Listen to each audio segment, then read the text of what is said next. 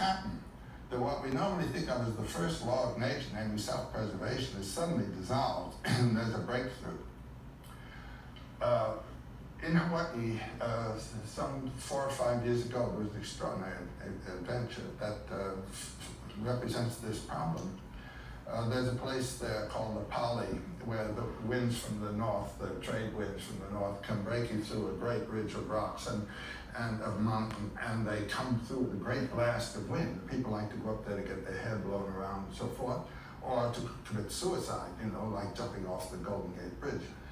Well, the police car was on its way up the early little road that used to go up there, and they saw just beyond the railing that keeps cars from rolling over, a young man actually clearly about to jump and prepare himself to jump.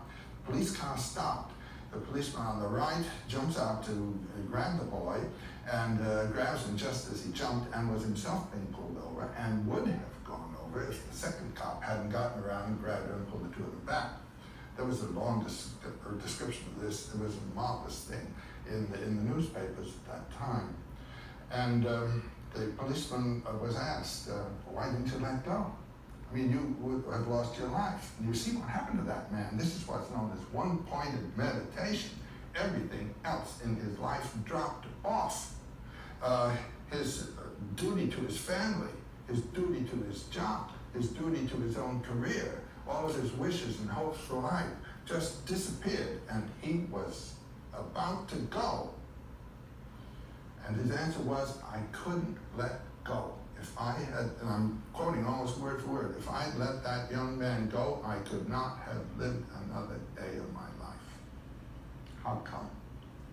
Schopenhauer's answer is, this is the breakthrough of a metaphysical realization that you and the other are one, and that the separateness is only an effect of the temporal forms of sensibility of time and space.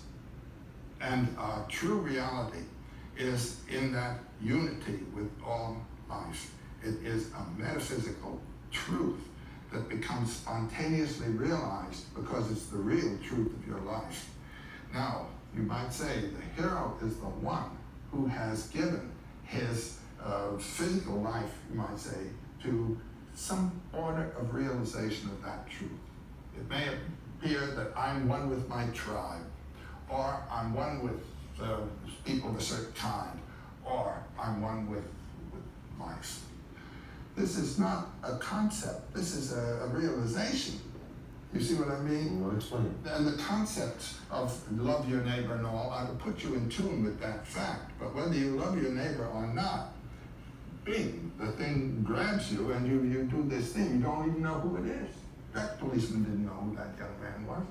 Schopenhauer says in small ways you can see this happening every day, all the time. This is a theme that can be seen moving life in the world. People doing nice things for each other.